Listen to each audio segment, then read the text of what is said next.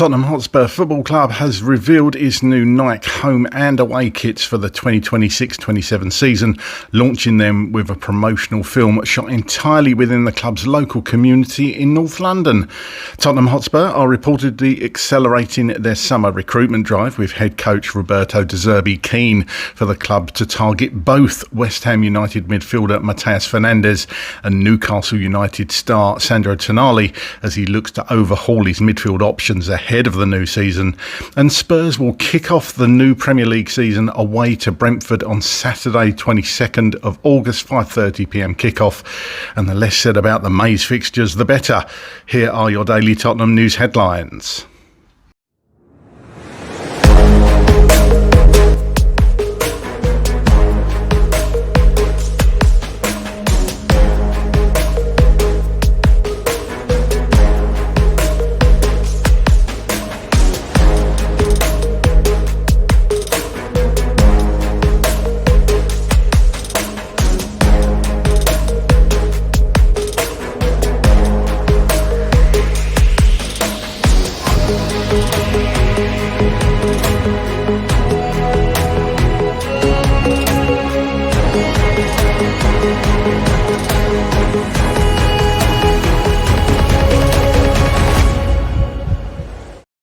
Hello, welcome back to the channel. My name's Craig and here are your daily Tottenham news headlines. I'll be going through all the latest news, rumours and reports.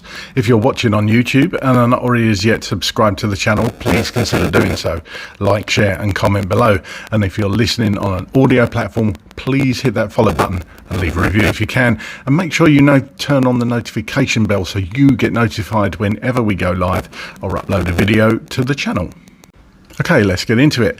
Tottenham Hotspur Football Club has unveiled its 2026-27 Nike home and away kits in a film shot entirely in the club's home neighbourhood. Viewable on the club's social media channels, the launch film is set to Homegrown, an unreleased track from Tottenham artist Nipper, which will be available to download from 10th of July. At the heart of the film are inspirational local people whose stories reflect the talent and drive that exists in our community. This is where it starts. Our new kits and next season's fixtures are revealed today alongside an uplifting film that signals the start of a new era built on reconnection with fans, the local community and heritage. Shot entirely on location in Tottenham, a chocolate entrepreneur, a young woman supported onto an international sports scholarship and a local football coach are among those that take centre stage alongside men's and women's first team players. The film celebrates Tottenham, its familiar locations, creative energy, people and culture as the place that shapes the club and connects it to its supporters and community. At the heart of the film are inspirational local people whose stories reflect the talent and drive that exists in our community.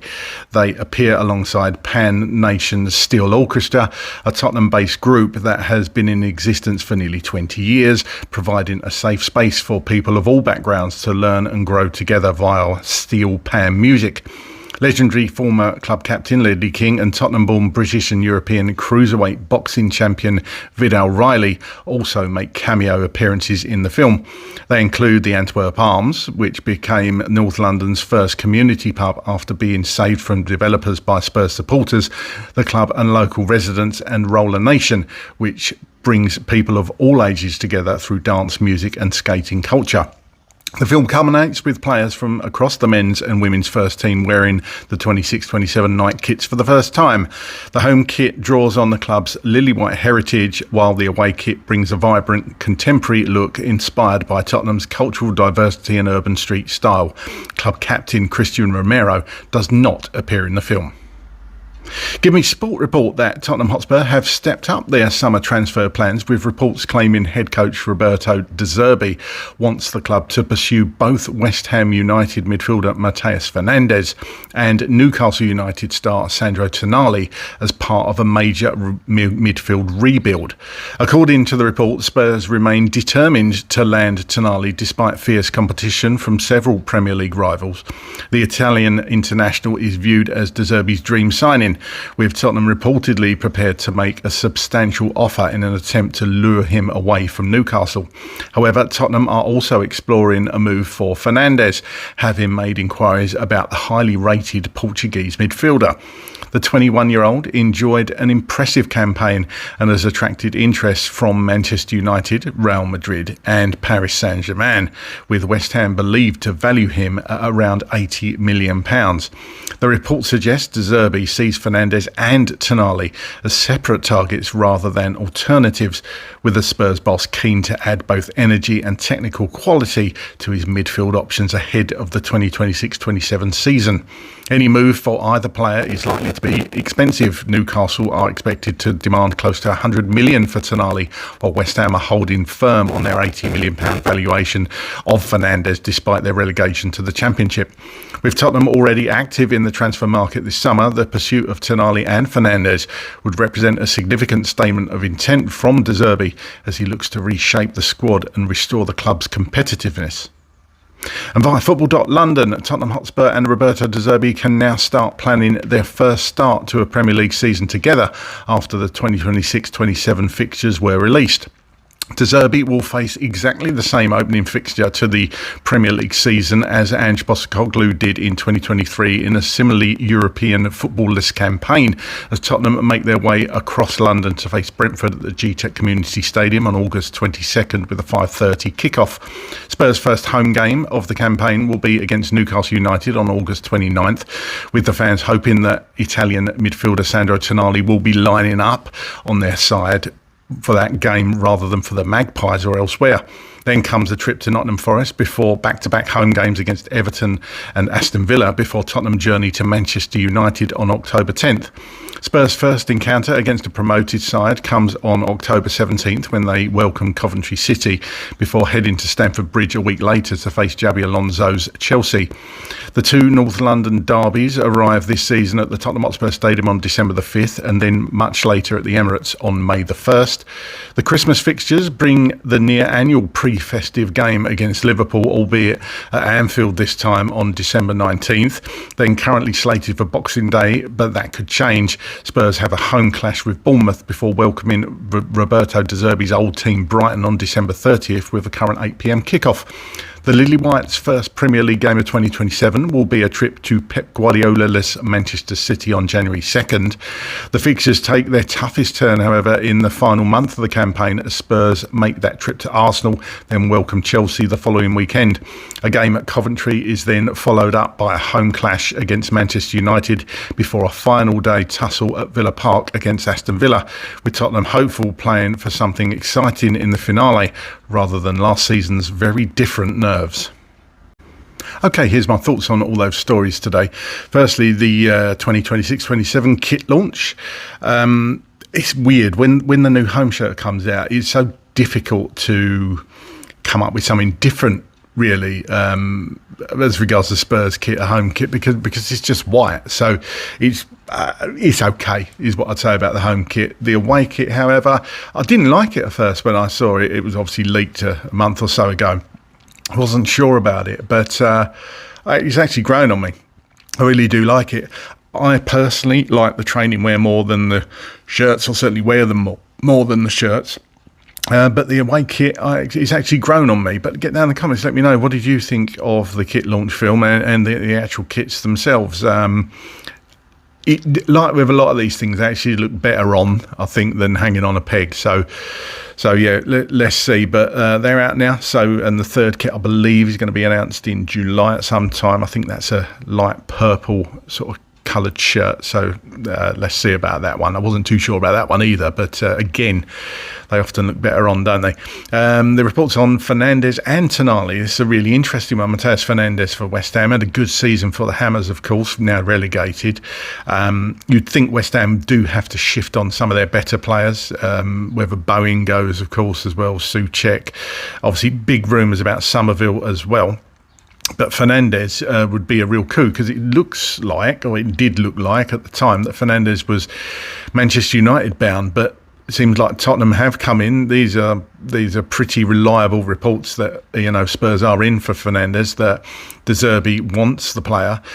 And that would mark a real coup for not only Fernandes but Tonali. If we can get both those players, usually Spurs, we know the way they do things, it will be one or the other. You know, when Paratici was in charge, he'd have about 10 plates spinning and we'd go for one, you know, not two. This would mark a real change if Spurs did this and got them both in, and it would show real ambition. And actually, it says a lot about the club. And if Fernandes, for example, chooses us over Manchester United, Manchester United that of course got Champions League football, and the same could be said for Tonali as well.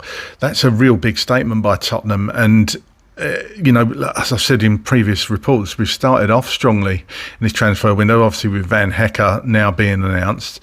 So if we can get Fernandes and Tonali, we still need, I've heard rumours, we need, or the club want at least 7 through the door this window. This would show real ambition, absolutely real ambition. We still need a left winger, a striker is a massive must in this transfer window for me. But you get Fernandes and Tonali over the line, that's a really good start as well to the transfer window. And finally, the 2026-27 Premier League fixtures were announced this morning. They're all over social media. I'm sure you've seen them all and pulled them to bits yourself. But just some notes from me. Obviously, we are away on the first game and the last game of the season, which is a shame. There's a big break, sort of September, October time, where they've adjusted the international break, where we used to have one in September and October. Now it's going to span across September, October. So you kind of go almost a month without Premier League football, certainly 3 weeks. So yeah, I wonder how that's going to work, but I can see the logic. It would be start the Premier League, then an international break for 2 weeks, then a few more games, and then another break. So that's what they're trying to do. They're trying to improve that. Whether it will, I don't know. The first North London derby, obviously, coming a bit later in the season, and then it's mental. It's weird how we always seem to be playing Newcastle around Christmas. Liverpool around Christmas time. But away this time, the last fixture before the Christmas schedule. But of course, 2 home games over Christmas, which I'm sure will please Tottenham Hotspur fans. First game of 2027 is obviously Manchester City, and then that horrible run in May. Look, we have to play everybody twice. I get that, but that run in May is going to be tough. I'm going to put my neck on the block. I don't think we'll be where we were last season, so it shouldn't be as nail-biting as it was. That's what we all hope, of course. But that's a pretty horrendous last 5 games for Tottenham. Finally, the last game is going to be Aston Villa away. But you'd think these teams, if they go deep into Europe anyway, they're going to have European fixtures to worry about. We won't, of course, this season. So that could be our advantage as well, of course. But get in the comments, let me know your thoughts on those Premier League fixtures. How do you see those fixtures panning out for Spurs? Do you think there's good runs in there? Certainly think there is myself. I think November and another month, I can't remember which one, I haven't got it in front of me, February or March. Because he's kind of backloaded with tougher fixtures, if you like, there's going to be runs where there are definitely winnable games for Spurs. So really interesting set of fixture releases there for Tottenham. But as I say, get down in the comments, let me know your thoughts on those fixtures and any of the other stories today in this video. And as always, come on you Spurs.